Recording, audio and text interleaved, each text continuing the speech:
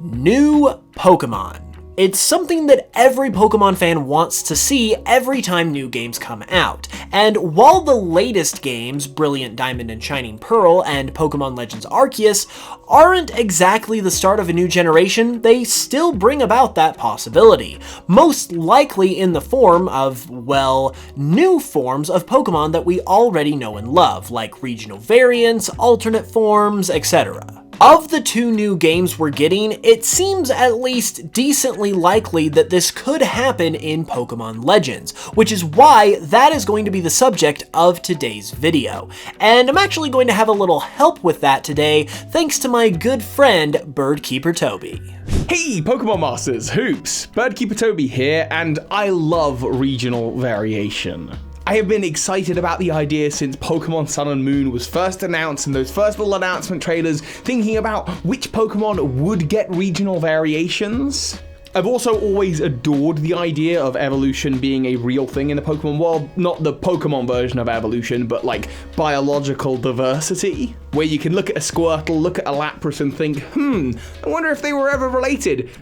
Tortuga fossils, there you go. But Pokemon Legends Arceus takes the idea of regional variation to a whole nother level. We're not just visiting another region, we're visiting a different place in time. In fact, I've been so excited about this idea of ancient Sinnoh Pokemon that I commissioned an artist to help me out to work on a few designs to see what some of those ancient versions of Sinnoh Pokemon would look like.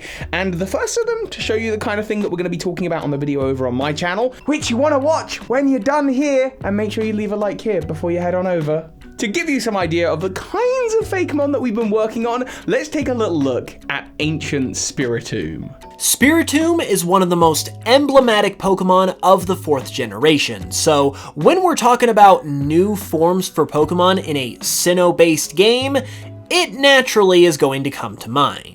The reason why it is such a prime candidate in Pokemon Legends, though, is because of its lore. Spiritomb is the combination of 108 spirits, and it's a rather mischievous little thing because it was actually bound to its signature odd keystone thanks to its misdeeds 500 years ago, according to its dex entry in Pokemon Pearl.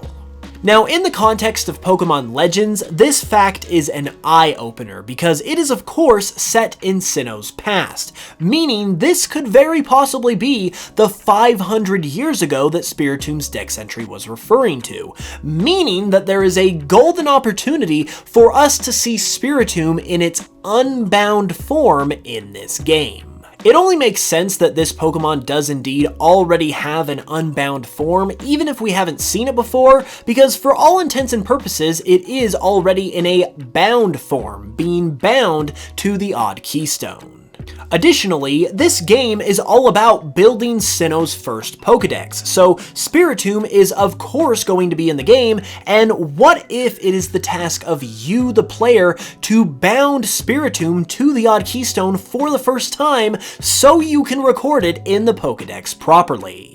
This also provides an explanation as to why we do not see this unbound form in the original modern-day Sinnoh games, which gives it even more of a reason to exist because it's not going to completely retcon past titles.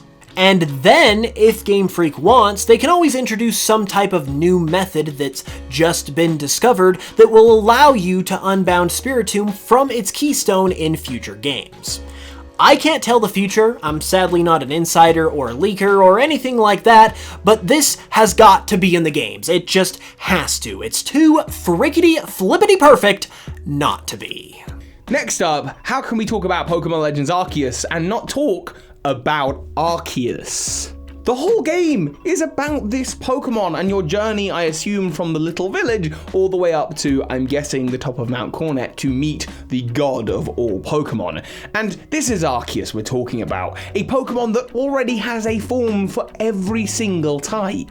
Now, granted, we didn't see any new form for it in the trailer or new variation of it, but that might just be because they're saving it for later in the game, perhaps trying to keep it absolutely spoiler-free for when the game releases.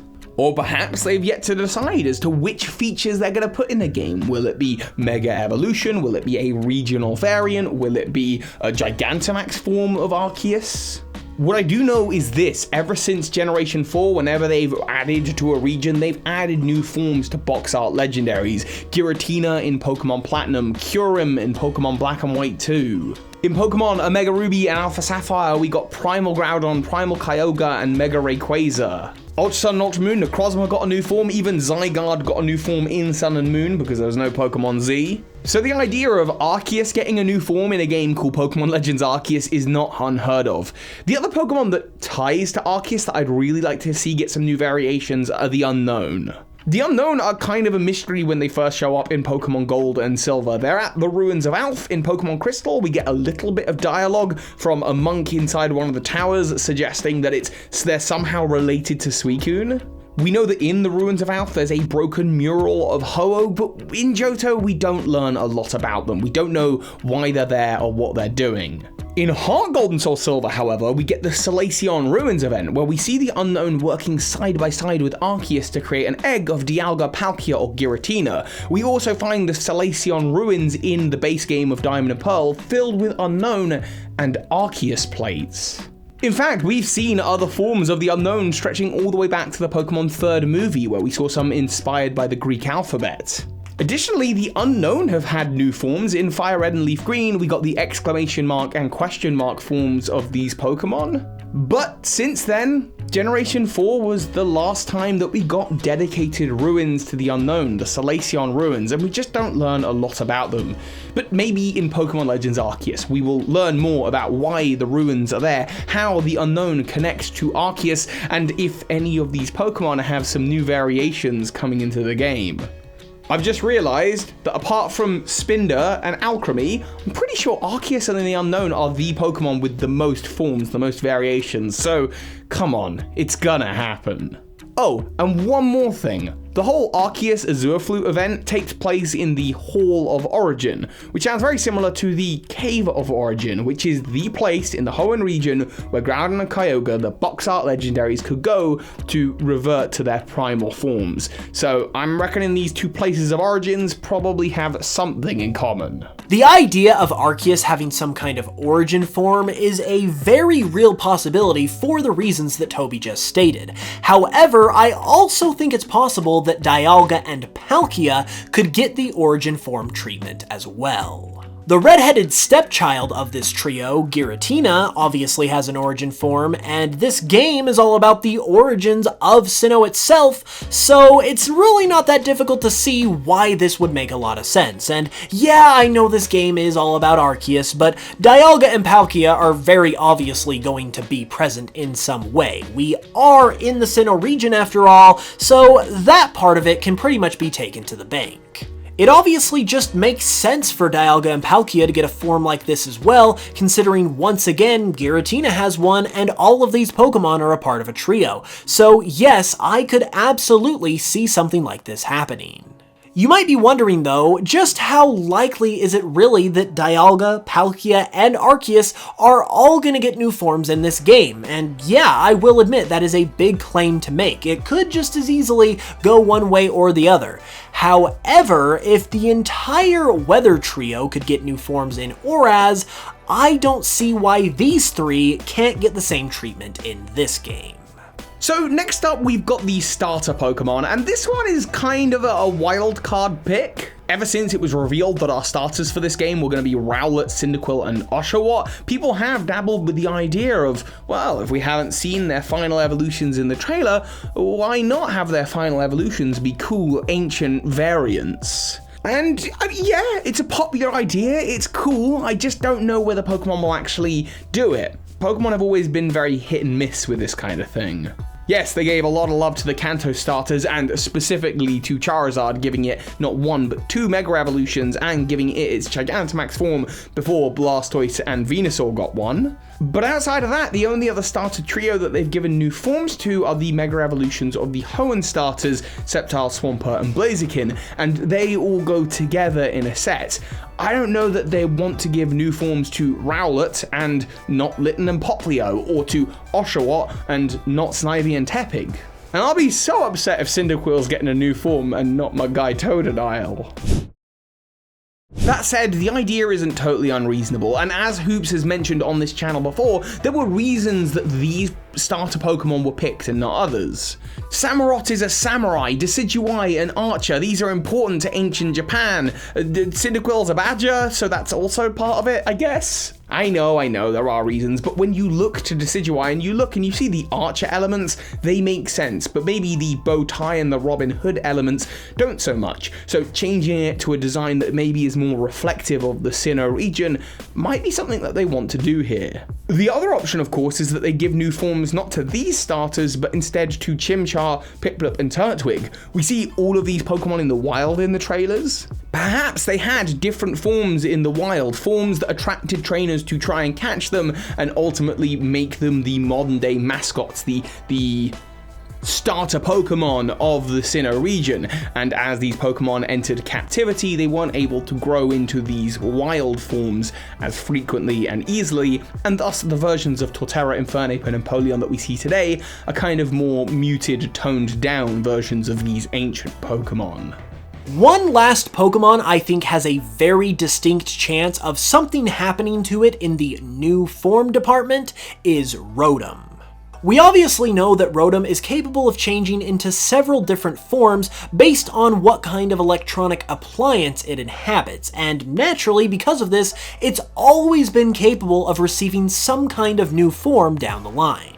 The thing is though, Rotom's forms are all based on electrical appliances like washers and stoves, none of which are going to exist at the time frame of this game, which takes place seemingly at least a couple hundred years ago. So with Rotom being such a key Sinnoh Pokemon, but its forms not being able to exist at this time frame, I think it's very possible we could see some kind of new ancient form, if you will, be introduced for Rotom to sort of take up the mantle of its previous forms that are not able to be in this game.